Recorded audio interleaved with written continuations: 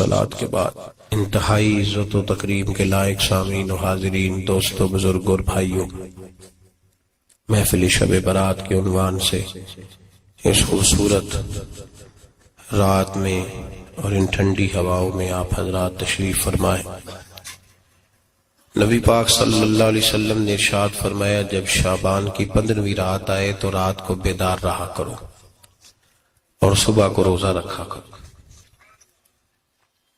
تو جب حضور نے کہہ دیا بیدار رہو تو پھر کسی کو سونا نہیں چاہیے، بیدار رہنا چاہیے۔ اور بیداری کا مطلب یہ نہیں کہ وہ آدمی بس جاگتا رہے، اس کا مطلب یہ ہے کہ وہ اللہ اللہ کرے، درود پاک پڑھے، عبادت کرے، تلاوت کرے، ذکر فکر میں رہے۔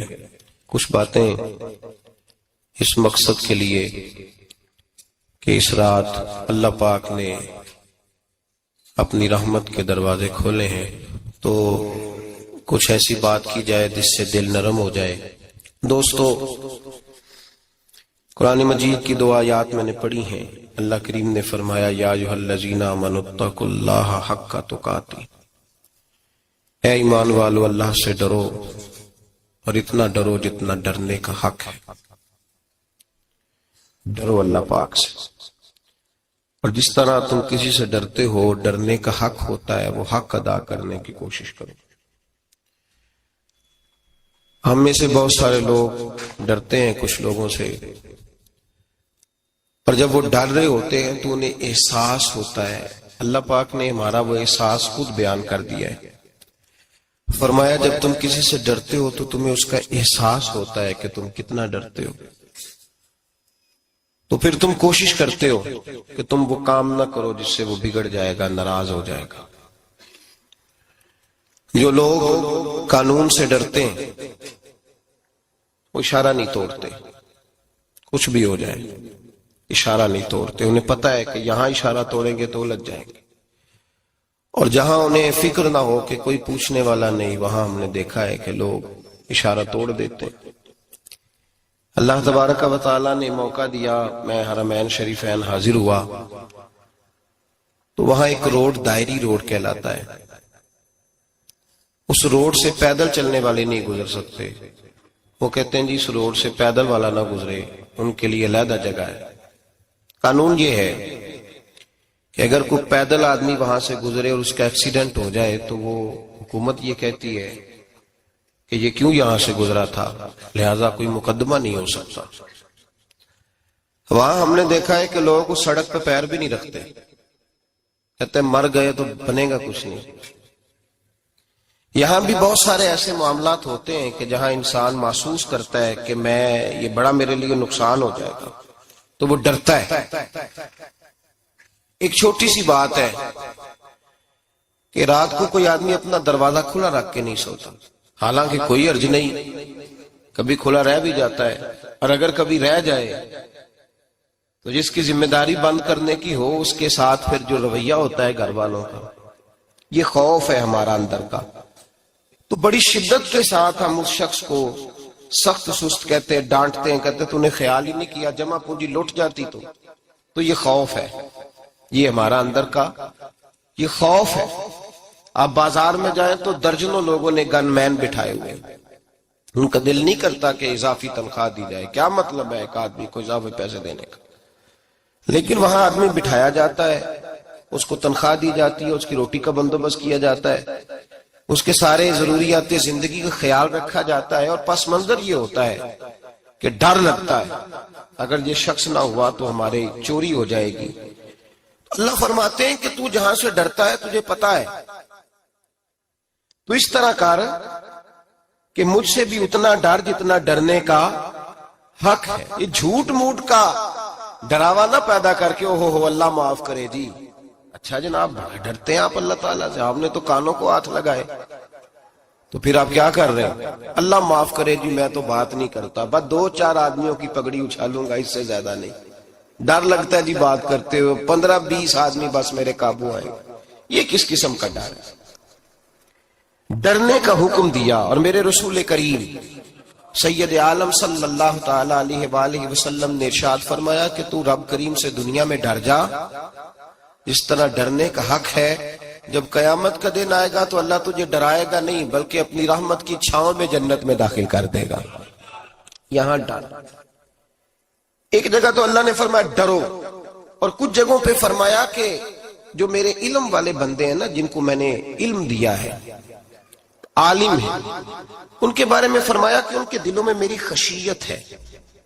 انما یخشی اللہ من عبادہ العلماء، اللہ کے بندوں میں سے جو علم والے ہیں وہ اللہ کی خشیت رکھتے. قرآن نے ایک جگہ کہا ڈرو، خوف کا لفظ بھی استعمال کیا، وَلِمَنْ خَافَ مَقَامَ رَبِّهِ جَنَّتَانِ، خوف بھی ہے اور خشیت بھی ہے. ان دونوں کا معنی ایک ہی ہے، ڈرنا. خوف کا معنی بھی اور خشیت کا معنی بھی، ڈرنا. جب آپ علماء لغت کو پڑھیں گے، عربی ادب کو جاننے والے لوگوں کا مطالعہ کریں گے، تو انہوں نے یہی لکھا ہے کہ ان دونوں کا معنی ڈرنا ہے. میری طرف دیکھیے، توجہ کریں، کچھ سمجھانے لگا ہوں، اس نقطے کو ضرور سمجھیے گا. خشیت کا معنی بھی ڈرنا ہے، خوف کا معنی بھی. لیکن جب صوفیاء کے پاس جائیں نا، صوفیاء جو قرآن و سنت کی روح کی تفسیر کرنے والے ہیں، تو وہ کہتے ہیں نہیں، خشیت اور خوف میں فرق ہے. خوف اور ہوتا ہے، خشیت صوفیاء اس کی تفسیر اور کرتے ہیں. وہ کہتے ہیں خوف بھی ہوتا ہے اور خشیت بھی ہوتی ہے، الگ الگ چیزیں ہیں، ایک نہیں. بڑی خوبصورت بات ہے، اگر آپ سمجھ گئے تو آپ کو فائدہ دے گی. صوفیاء یہ کہتے ہیں کہ بھائی خوف ہوتا ہے اپنے گناہوں کا، کہ میں نے یہ گناہ کیے ہیں، اگر اللہ نے مجھ سے پوچھا تو مجھے بڑا خوف آتا ہے، مار پڑے گی، یہ خوف ہے. پھر سمجھ لیں، ایک آدمی نے حرام کا مال اکٹھا کیا ہے زندگی میں، معاذ اللہ اس نے بڑے پاپ کیے، گناہ کیے، شراب پی، بدکاری کی، معاذ اللہ تعالیٰ ثم معاذ اللہ. اب اسے ڈر لگ رہا ہے کہ اللہ تبارک و تعالیٰ نے پوچھا تو میں کیا جواب دوں گا. یہ خوف ہے. اور خشیت یہ ہے کہ ایک آدمی سارا دن نماز پڑھتا ہے، روزہ رکھتا ہے، عبادت کرتا ہے، اللہ کو یاد کرتا ہے، پھر بھی ڈرتا ہے. یہ خشیت ہے، یہ خشیت ہے. جو گناہوں سے ڈرے وہ خوف ہے، اور جو رب کی ناراضگی سے ڈرے وہ خشیت ہے. جو کہے یار میرا رب کہیں ناراض نہ ہو جائے، میرا رب کہیں مجھ سے. بڑی خوبصورت مثال دی. میں نے اپنے صاحب سے پوچھا کہ حضور یہ مسئلہ کیا ہے، تو فرمانے لگے ایک بادشاہ نے ایک غریب کی بیٹی اسے پسند آ گئی تھی، تو اس نے عزت کے ساتھ اس سے شادی کر لی، رشتہ بھیج کے وقار کے ساتھ. بیٹی کا باپ اپنی بیٹی کے مقدر پر رشک کرنے لگا کہ میری بیٹی کو بادشاہ نے پسند کیا ہے، بادشاہ کے شہزادے نے رشتہ بھیج دیا ہے. شہزادہ بیاہ کے لے گیا بیٹی کو. 20 کنیزائیں، نوکرانیاں اس عورت کی خدمت کرنے پہ لگی ہوئی ہیں. توجہ ہے، اس کا ہر حکم ماننے کو تیار ہے. لیکن وہ بی بی سویرے بھی رو پڑتی ہے اور شام کو بھی رو پڑتی ہے، روتی رہتی ہے. اس سے کسی نے پوچھ لیا کہ بی بی تو روتی کیوں ہے؟ 20 کنیزائیں ہیں، گھر میں سکون ہے، ہر شے ہے، تو روتی کیوں ہے؟ تو وہ کہنے لگی اصل بات یہ ہے کہ جو کچھ مجھے ملا ہے میں اس کے قابل نہیں تھی، تو میں ڈرتی ہوں میرا سائیں کہیں ناراض نہ ہو جائے. وہ ناراض نہ ہو جائے، میں قابل نہیں تھی، میری اوقات نہیں تھی. یہ من آنم کے من دانم، میں جو ہوں اس کا مجھے پتا تو ہے. اس نے میری حیثیت سے، میری اوقات سے، میرے ظرف سے، میری محنت سے بڑا بڑھ کے مجھے عطا کر دیا. میری چونکہ اوقات سے زیادہ دے دیا تو میں ڈرتی ہوں وہ ناراض نہ ہو جائے، کہیں میری یہ کھیل، یہ جو میں نے گھونسلہ بنایا ہے، یہ کہیں میرا ٹوٹ نہ جائے. میرے بھائی، میرے رسول کریم سید عالم صلی اللہ علیہ وسلم کے امت کے اولیاء، صلحاء، صوفیاء، اتقیاء، صحابہ، اہل بیت، یہ لوگ جب روتے تھے تو یہ کوئی اس لیے نہیں روتے تھے کہ یہ آج دوپہر کو چینی میں ملاوٹ کر کے آئے ہیں تو اس لیے رو رہے ہیں رات کو. اس لیے نہیں روتے تھے کہ آج انہوں نے جو شکر بیچی ہے اس شکر کے اندر بورا ملایا ہوا تھا. اس لیے نہیں رو رہے کہ آج 10 15 20 لاکھ رشوت کا مال بینک میں جمع کر، اس لیے تھوڑی روتے تھے. یہ تو اس لیے روتے تھے کہ اللہ تو نے بڑا کچھ عطا کیا ہے، کہیں ہم سے ناراض نہ ہو جانا. یہ تو اس کی خشیت میں رو رہے تھے. حضرت داؤد طائی رحمت اللہ تعالی علیہ، حضرت امام جعفر صادق جو نبی پاک صلی اللہ علیہ وسلم کے نواسے، جناب داؤد طائی کی ملاقات ہوئی تو امام جعفر صادق حضور کے نواسے عرض کرنے لگے، داؤد طائی یار میری بخشش کی دعا کرنا، رب مجھے معاف کر دے. تو حضرت داؤد طائی رحمت اللہ علیہ فرمان لگے، امام صاحب آپ حضور کے نواسے ہیں، میں نے دعا کرنی ہے کہ آپ نے میرے لیے کرنی ہے؟ تو حضرت امام جعفر صادق رو پڑے، کہنے لگے یار تو نہیں کرنی ہے، اور اسی لیے تو تجھ سے دعا کرا رہا ہوں کہ کہیں ایسا نہ ہو نانا مصطفیٰ کی بارگاہ میں جاؤں تو وہ مجھے کہیں کہ میں کس طرح کا تھا تو کس طرح کا بن کے آیا ہے. یہی تو دعا کرانی ہے کہ میرے لیے دعا کر. جو جتنا بڑا ہوتا تھا نا اتنی زیادہ خشیت ہوتی ہے. اور گناہگار کے تو اللہ تبارک و تعالیٰ بعضوں کا سزا دیتا ہے، آنسو سلب ہو جاتے ہیں. اس کو تو اپنے گناہوں پہ رونا ہی نہیں آتا. وہ تو روتا ہے بچہ نہ ہو تب روتا ہے، وہ تو روتا ہے پیسے نہ ہو تب روتا ہے، وہ تو اس وقت روتا ہے جب اس کا مال چلا جائے. اس کو تو بعضوں کا گناہگار کو تو بعضوں کا سزا ملتی. اللہ فرماتے تو دنیا کے لیے روئے گا، میرے لیے نہیں رو سکتا. اور جو رب کریم کے بندے ہوتے ہیں انہیں اللہ کہتا ہے تو دنیا سے بے نیاز ہے، تیری آنکھ سے آنسو جب بھی ٹپکے یا میرے لیے ٹپکنا چاہیے یا محمد مصطفیٰ کے لیے ٹپکنا چاہیے. آپ اگر اس بات کو تھوڑا سا غور کے ساتھ سمجھے تو تمام اولیاء صلحات کیا یہ رو رہے ہیں، تڑپ رہے ہیں. کیا اس کی وجہ تھی؟ نمازیں کم رہ گئی تھی، روزوں میں کمی تھی، فرائض ادا نہیں کرتے تھے کہ رویا کرتے تھے؟ کیوں روتے تھے؟ حضرت سیدنا عمر فاروق رضی اللہ تعالیٰ عنہ کے بارے میں صحابہ کہتے ہیں جناب عمر فاروق جب نماز پڑھاتے اتنا رویا کرتے تھے کہ 7ویں صف تک ان کے رونے کی آواز جایا کرتی. 7ویں صف تک ان کے رونے کی آواز جاتی. ہم لوگ بن کے بیٹھ گئے ہیں، ہم لوگ بن کے بیٹھ گئے. ہم یہ سمجھتے نہیں کہ ہماری حیثیت کیا تھی اور رب کریم نے ہمیں نوازا کیا ہے. آپ پڑھیے کتابیں، میرے رسول پاک صلی اللہ علیہ وسلم فرماتے ہیں میرا عمر جس گلی سے گزرے شیطان رستہ بدل جاتا ہے. نبی پاک فرماتے ہیں میرا عمر جب تک دنیا میں رہے گا دوزخ کو تالا لگا رہے گا. اس صاحب عزد الغابہ نے لکھا ہے نبی پاک صلی اللہ علیہ وسلم نے حضرت جبریل امین کو بلایا، فرمایا چل میرے عمر کی شان بیان کر. تو حضرت جبریل امین علیہ السلام عرض کرنے لگے یا رسول اللہ صلی اللہ علیہ وسلم 950 سال اگر اللہ مجھے عمر دے، 950 سال رب عمر دے اور پھر بھی میں عمر فاروق کے فضائل بیان کروں تو میں نہیں کر سکتا. عمر کی شان میں نہیں بیان کر سکتا. 950 سال بھی اگر میری عمر ہو. نبی پاک نے فرمایا پھر میرے ابو بکر کے بارے میں عرض کی یا رسول اللہ ابو بکر کی تو بات اس سے بہت آگے کی ہے نا. وہ نبی پاک کتنی عظمت بیان کر رہے ہیں، کس قدر زیادہ رسول کریم صلی اللہ تعالی علیہ وآلہ وسلم ان کی عظمت بیان کرتے. حضرت عمر کیا کہتے ہیں؟ وہ لوگوں کو بتاتے پھرتے ہیں کہ تم نے دیکھا ہے نا میری کتنی عظمت ہے. وہ یہ نہیں کہتے. حضور فرماتے ہیں عمر کی بڑی شان بڑی شان بڑی شان.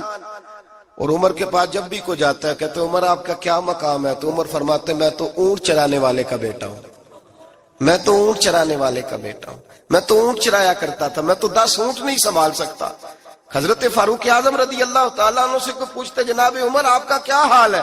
تو آپ فرماتے یہ تو میرے مقدر ہے کہ میری بہن نے قرآن سنایا تو میں در رسول تک پہنچ گیا، ورنہ مجھے پوچھنے والا کوئی نہ ہوتا.